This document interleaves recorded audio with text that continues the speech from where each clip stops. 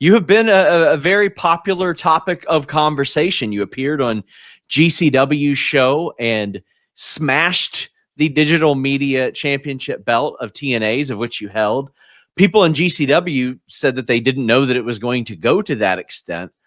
What can you tell us about what led up to this moment and why exactly this happened? Well, exactly. I'm going to take,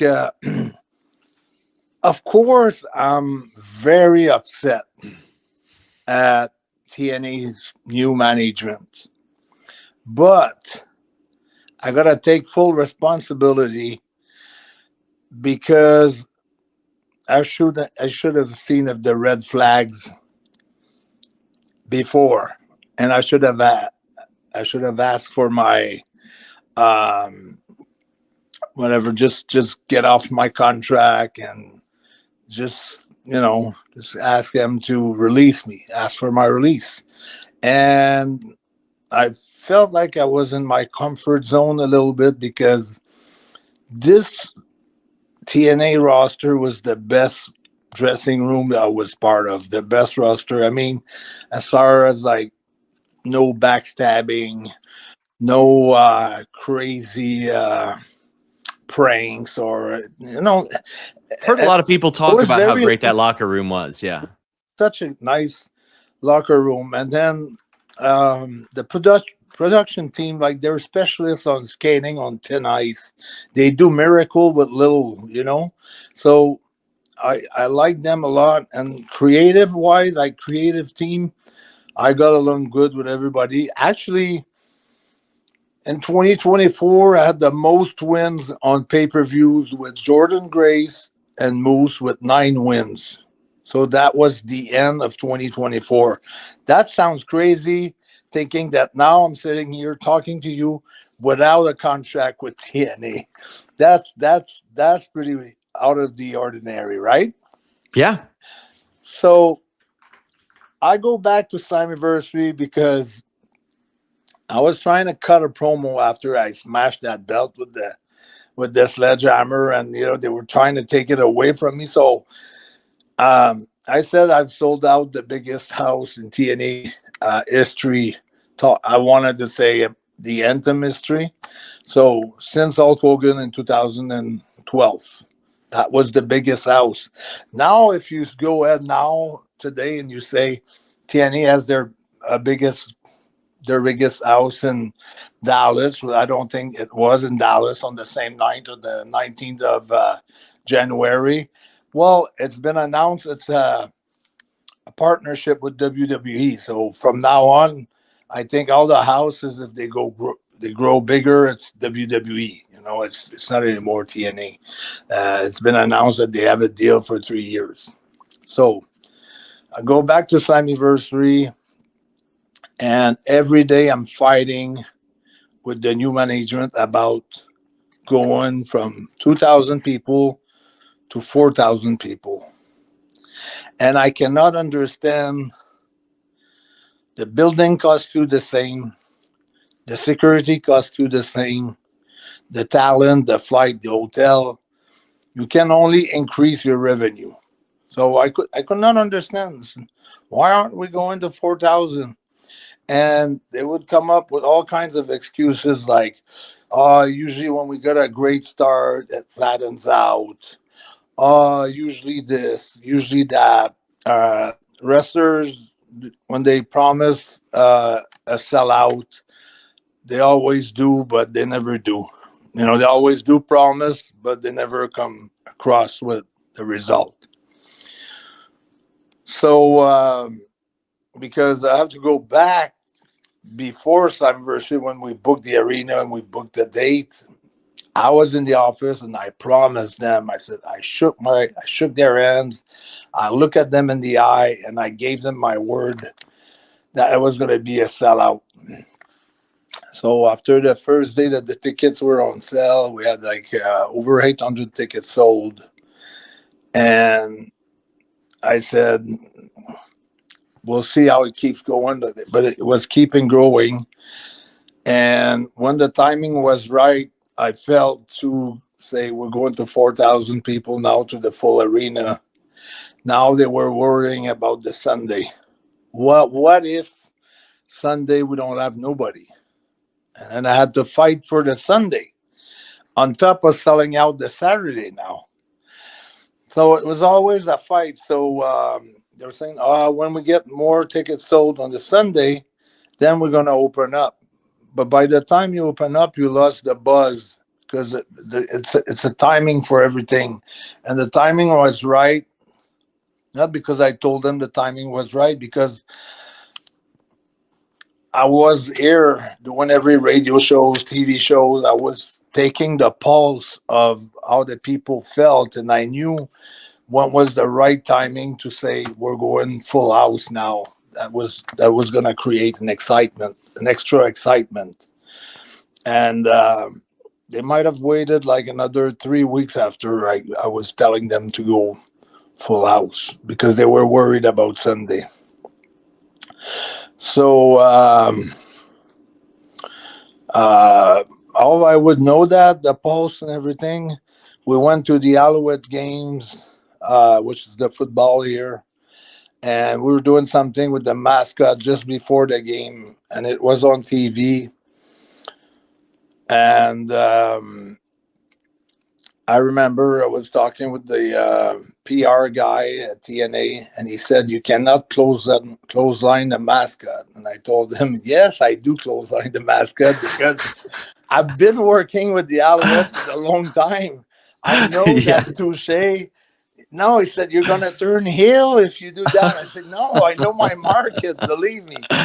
And I swear to God, Sean, when I clotheslined and I took off his head almost, that mascot, the whole stadium started to chant PCO, PCO. I love And it. that was the greatest feeling ever because I was telling him, I know the market here. It's different Yeah. from the other markets.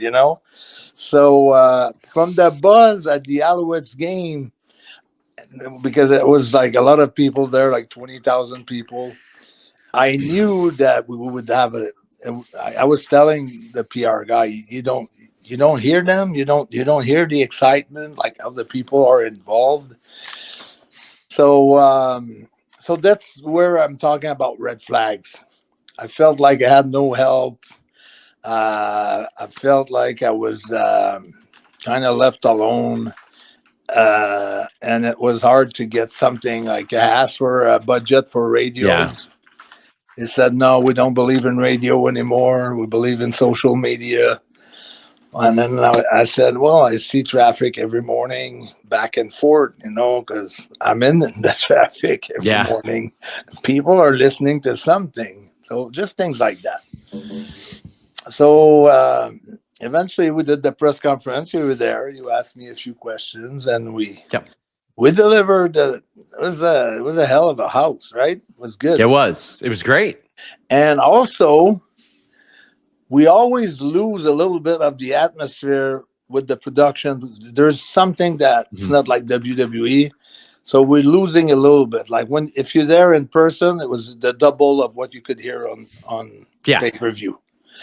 So it was and it was the first time that I saw so many. I mean, first time in a while I saw so many journalists and people from the movie industry, Quebec movie industry, or shows, or um, all kinds of comedians and radio hosts and TV hosts. So it was good. So they acknowledged the fact that I worked hard, but it was a struggle. It was a fight every day. And when I say, "Oh, I've sold out the biggest house in TNA," I don't mean I put my name on the marquee and it's gonna sold out like that. When I said I've sold out, I meant by that I worked for it. You I probably promoted had it. like 2-3 hours of sleep per night. I went all over the province of Quebec, which is big. It's probably 8 hours to cross on the one side, and maybe 10 hours, 12 hours on the other side. Mhm. And I did every little place, and we did contest drawings. We did pop up, meet with the fans everywhere, meet and greets, all kinds of things. Like I said, the football, the soccer, we did also the basketball, the face off, all kinds of things I did, you know, radio, morning show, the return, afternoon shows. I did the on region and in Montreal itself. So when I say I've sold out, that's what I did because I worked my ass. Yes. Not because I'm just a marquee name and someone can write, oh, Hulk Carl Willett said so, you know, whatever. So they gave me a bonus, and I said that's cool. With that bonus, I will be able to pay the team that helped me out to, you know, do the work and everything. So I was able to give money to people that really help me out. Sold out the arena, and it was a lot of work into it. So we go in November. November 8th and 9th in Fayetteville. Yeah, I'm just looking at my note because I want to make sure. Yeah, it was November 8th and 9th. It was in Fayetteville, North Carolina for TV tapings. And I see the vice president, and then, you know, we talk about my contract for 2025, and it's like, yes, Carl, for sure, we'll resign you. Then I lay down the foundation. I said, pretty simple and clear. I said, I'd be happy, you know, if the same salary and the same condition as 2024. And for the inflation, maybe just, you know, just bump me to better seats on my flights or something like that. He said, yeah, sure. And I said, just work on the contract and send it to me so I can sign it and then return it to you. We can countersign and everything. So then on the 29th, it was WrestleCade.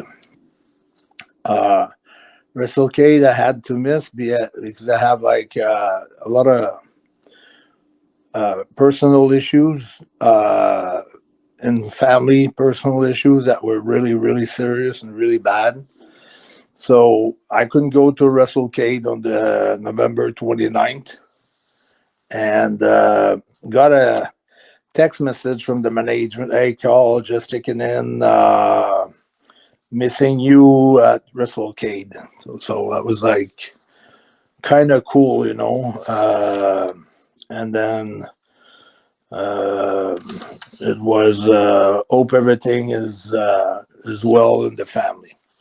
So nice message like that. So I'm pretty confident. After that, it's the last show of the year, final resolution, December 13th, 14th. So I get there.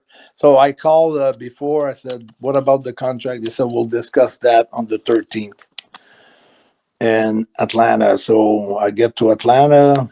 I see everybody coming in and out of the office, and I see some people quitting, and it's, you know, it's pretty, it seems to be like a tough day.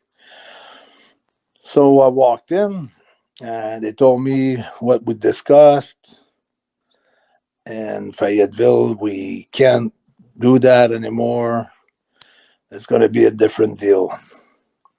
So from the one that they had originally from the pitched one to in you. Fayetteville that they changed it. So we already shook hands on it. And for me, you know, I'm like very old school, like a handshake. You give me your word and you look at me in the eye. For me, it's a done deal. You know, it's a promise. You know, especially if you say I promise you, it's even more of a promise. So I'm surprised, but I'm listening, and then I can't believe what they're changing the deal to to the new one.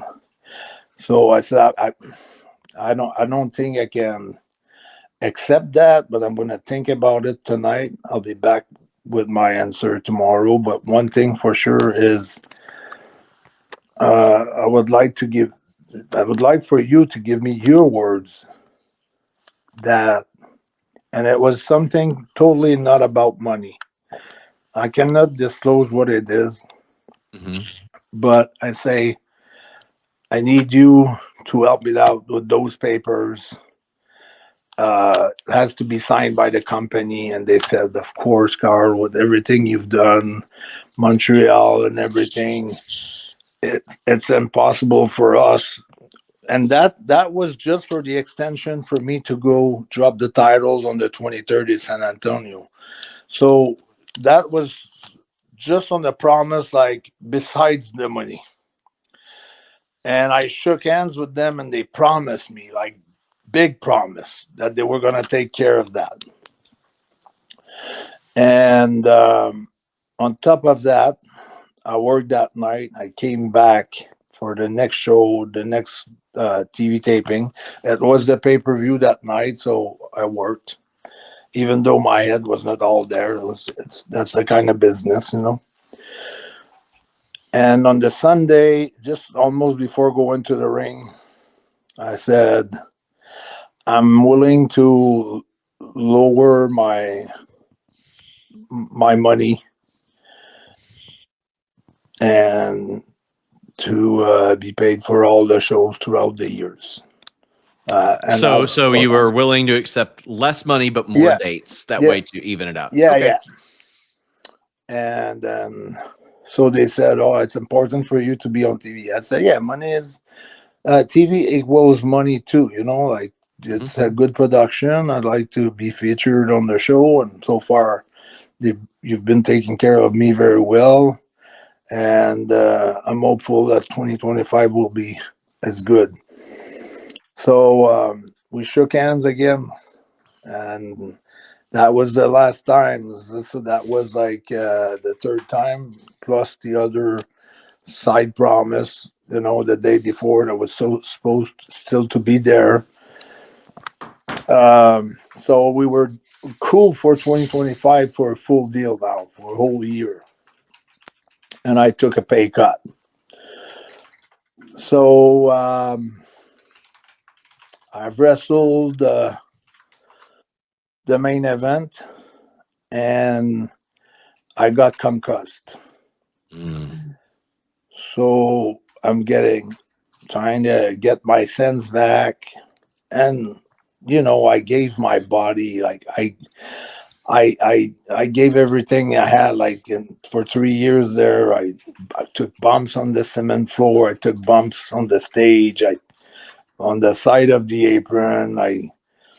Everything to, you know, please the fans and give a great show, and to have that chant, you know, he's not human. But it's not to have that chant for me, but it's for the people to have like that sort of entertainment, and just I like give it all. I'm so passionate about this business. I showed my passion also by selling out, you know, the way I told you I sold out. And also I have to be frank with you. I couldn't have sold out if the production was not a good production. Yeah. I couldn't sold out if it was a bad roster, or any of those things weren't aligned with everything that I was selling, you know, because I was selling my name, because I've been running, you know, I've been main eventing a lot of shows here in Montreal on many occasions, like for numerous years. So I know a lot of people. I got a lot of connections.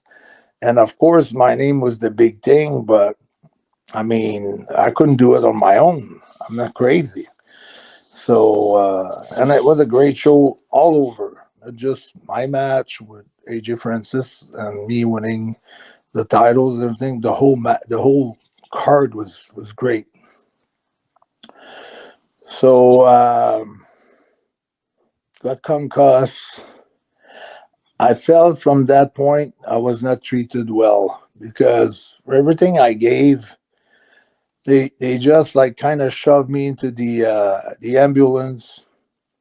Nobody came with me. No no assistance whatsoever. On my own. Put that on your credit card. We'll reimburse you. Like I know how much it's gonna cost. No business card to say, hey, give that address at the hospital to the Yeah, registration. it So it it's gonna varies be depending on where you are and yeah, when you're yeah, yeah, seen. Yeah, yeah. it could be covered or it could be like massively expensive. Oh yeah, yeah, because that brings me to 2022.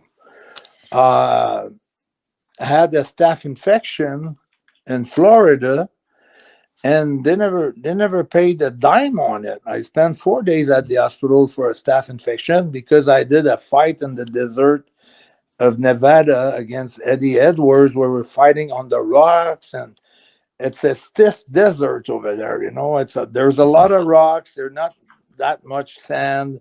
It's a hard ground, and we didn't have any props. Like we're fighting right on the rocks, right on the soil there, which was like I scratched my elbow on a rock, and I got infected by a staph infection, and it did cost me a lot of money, and the company never paid a dime for that. Mm.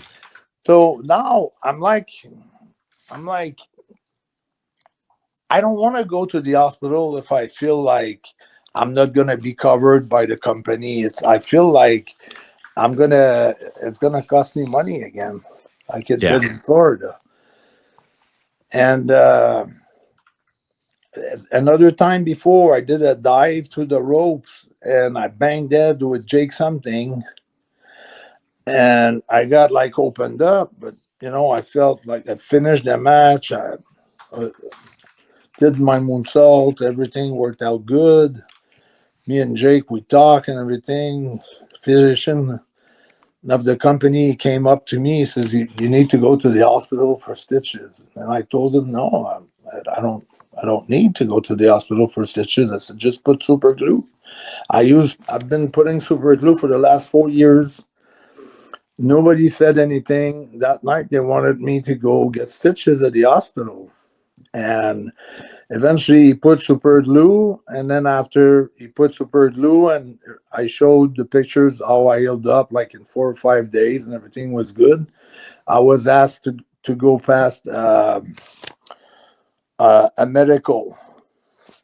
Why Jake didn't have to go past a medical, but myself, because I had needed like stitches, I needed a medical. So that's things were starting to go kind of wrong. So then they shoved me into, because I was trying to get back to my sense and relax a little bit, and they were pulling on my luggage and let's go get in the ambulance. And then I got in the ambulance.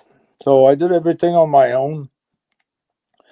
I went through the CAT scan gimmick, and I guess while I was laying there, they checked everything. So came back, everything was positive, everything was good. Like they checked my cervical, my head, my neck, and my spine.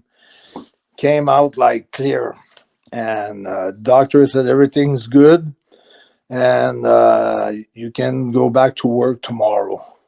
So I sent them the result by text message. Took a picture of the report, of all the reports, and I sent it to them.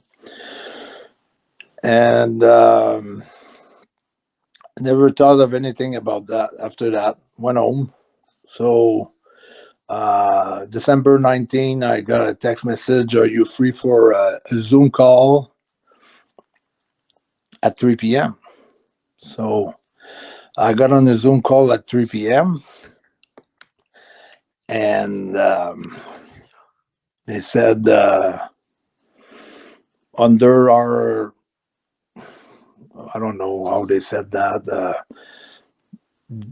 our physicians, or not our, like they have one, our physicians says that it's we so on discussing with our physician, we decide to pull off all the deals. There's no deal.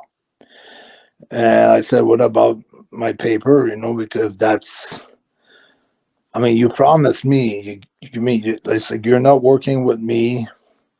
You're not letting me, after that, I went to see a neurologist in Montreal because it's in Canada with my contact. So I know everything was fine.